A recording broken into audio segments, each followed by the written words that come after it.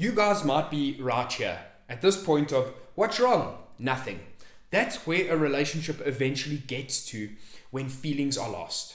And I'm going to explain a simple way to understand why feelings get lost in a relationship, why we lose that intense passion for our partner, that like excitement that we had all the way back here in the honeymoon phase.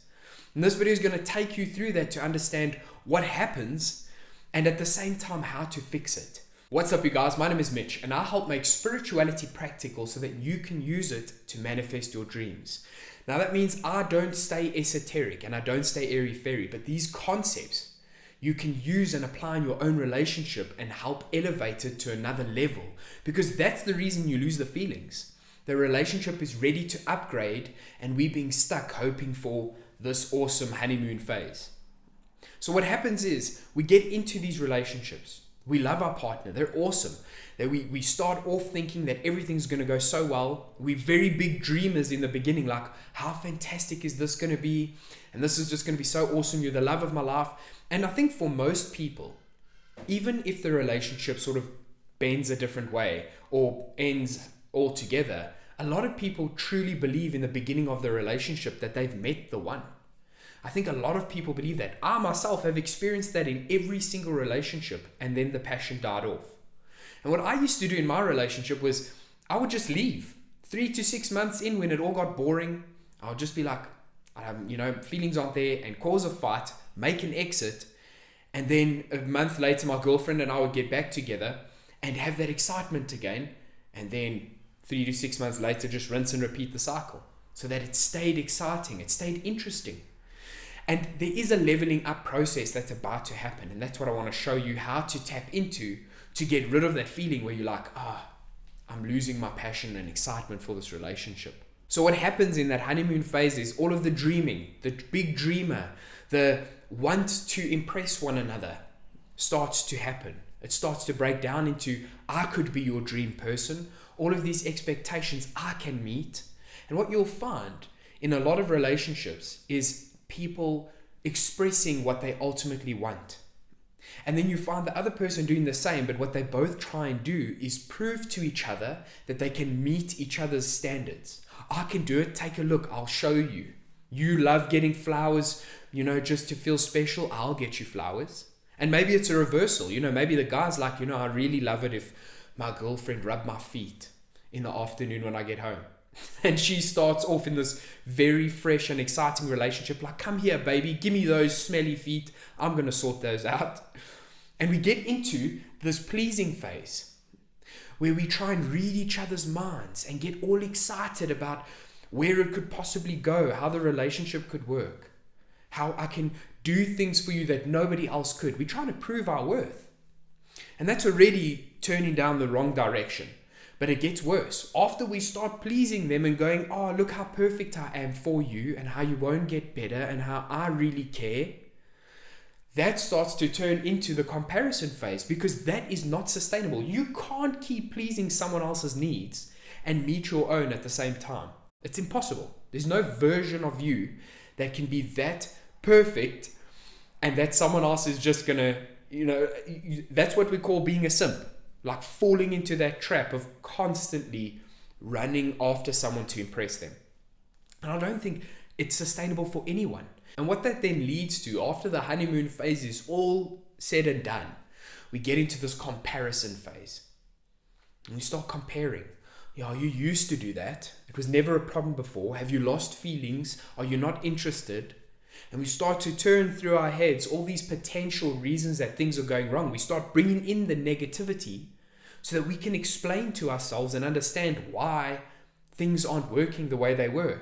And that creates resentment. And we start fighting with one another. Things get negative. And it really destroys the relationship even further. It makes this whole situation so much worse. Leave me a like if you're following along. If this is something you've experienced, leave this video a like so that I know how many of you that are watching this are like, I totally resonate. Then it gets into the disappointment. After enough comparing, you used to do this and trying to get it back, trying to get these things back into your relationship that you believe are what made them so great, you start to get disappointed. because it's these expectations that are just never met. And that's what starts to happen. It creates expectation. And then we keep trying, maybe months on end, years on end, and then we get disappointed. We get disappointed at the end of the day and we stop trying. And that point that we stop trying, that point that we go, I'm not even going to ask anymore. I'm not even going to do it anymore. I'm not going to be this for you. It's that point that your shell starts to harden. It's like you put a wall around yourself. And you're protecting the goodness that is now being interrupted by the lack of effort from someone. And that's how you protect it. You eventually start building a wall because you're like, I can't keep expecting this and it never happens. Now I'm going to take you all the way back to this phase, the start of pleasing. And this is where things start to go wrong. When we start pleasing each other and making it all about giving them every aspect that they want, we fall outside of our authentic selves. And we can't wear the mask forever. If any of you have ever put on a mask, like on your head or on your face, eventually you take it off. You can't breathe, or it's pressing on your nasal cavity and it interrupts your nose, or it's scratching the top of your head. Like, a mask has to come off. And pleasing someone is without a doubt 100% always a mask. And it's very hard to maintain that. It's very hard to keep meeting someone's expectations. And what it starts to set up as well is this like fairness trap. So you give and therefore you expect. It becomes a transaction. Giving is never transactional.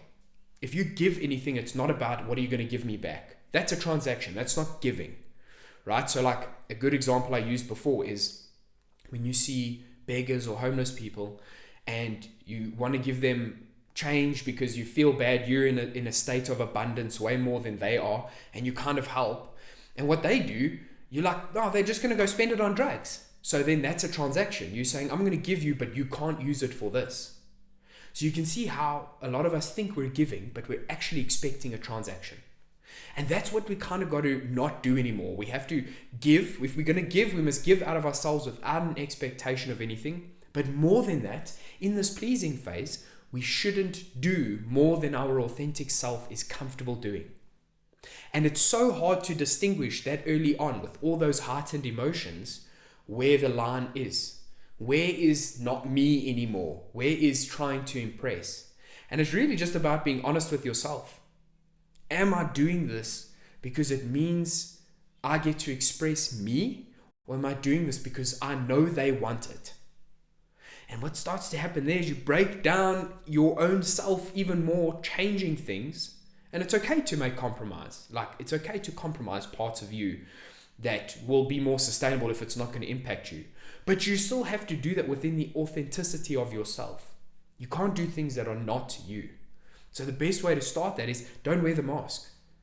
Enjoy the emotions. Don't try to impress. Don't hope that you're going to get more recognition. Don't start those transactions. It becomes a game. It becomes a set of rules. And that already makes someone feel caged in.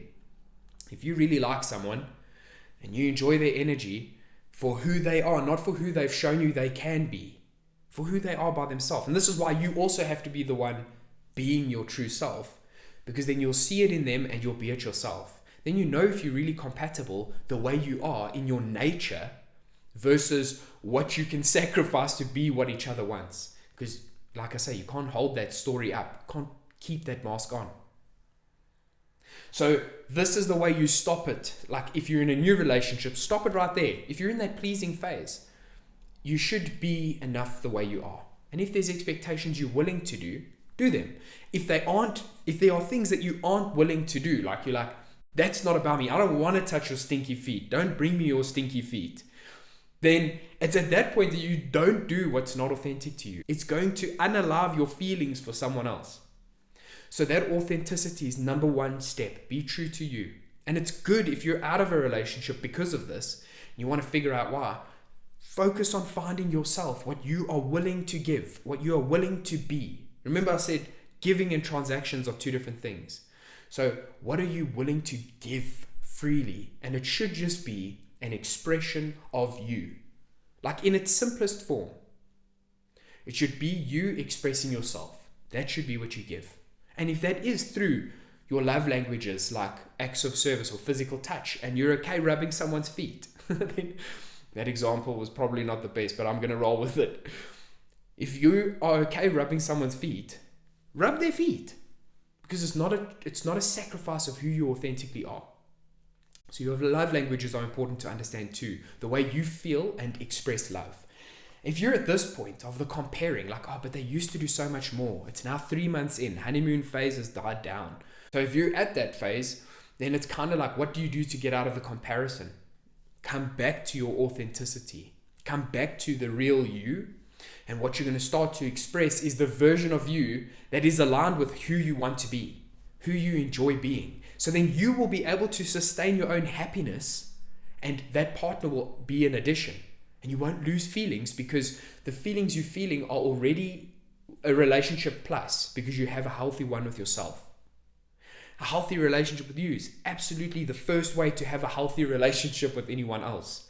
It's kind of like, how can I fill your cup if I can't fill mine? And it is our responsibility to fill our own cup.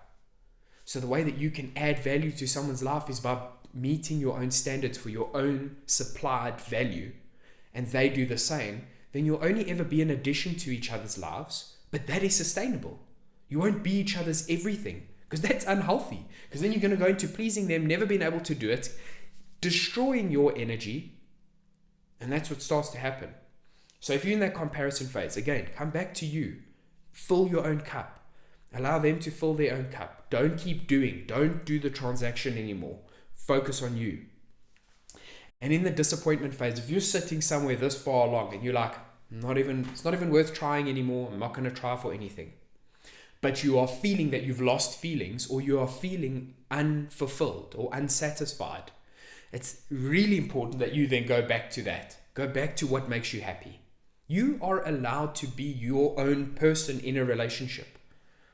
And if that means the end of the relationship, then so be it. Because something that a lot of people do is act in this first, and what it changes to, what it turns into is, I fear this ending. I fear this changing. So in that fear, I can't do the thing that I'm scared of doing. And if fear is the governor of your relationship, authentic expression of passion can never happen. If you're loving them out of fear of losing them, you're not really loving them. You're not really loving you. So it's to come to this understanding and go, well, I'm not going to do this outside of my truth. I'm going to be truthful to me. And in that should be enough. If it's not, the relationship will fade and someone else will come in who is okay with me being enough, but don't have fear. Come back to just being you. At least that way, you can rinse and repeat, right? If we look at like a maths equation, like if you're looking at a math equation, you want the variables and you want the constants. If the constant is you, then other things can change. If you're the thing that's a variable, then who are you in a relationship? If you don't know that, it's a pretty good time to ask yourself that question. Who am I? Like, do I represent my authentic self in this relationship? Or am I representing a version of me I think they will like? And so many of us get caught up in this. I myself get caught up in this, as I've said.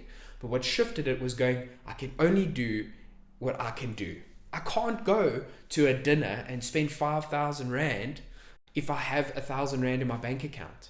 I can't go into debt. Emotionally, there's no bank you can get credit from. Your emotional credit score is irrelevant. So you can only do what you have. Be that, and let that be enough for you, because that's the only way it can be enough for someone else.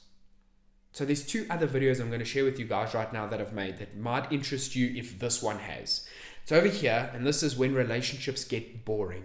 Like when relationships get boring, and that's due to those expectations I spoke about a bit earlier. If you watch this video, it will guide you through how to get out of expectations and how to stop making those things, the boring situation, your relationship, rule it. And the other video is why people stop trying. And it's very similar to this, but there's some more detail on that. If you want to watch that, you'll see it popping up at the edge of the screen now. I just want to thank you so much for watching. I hope that you subscribe and to see you on the next video. Mad love and light.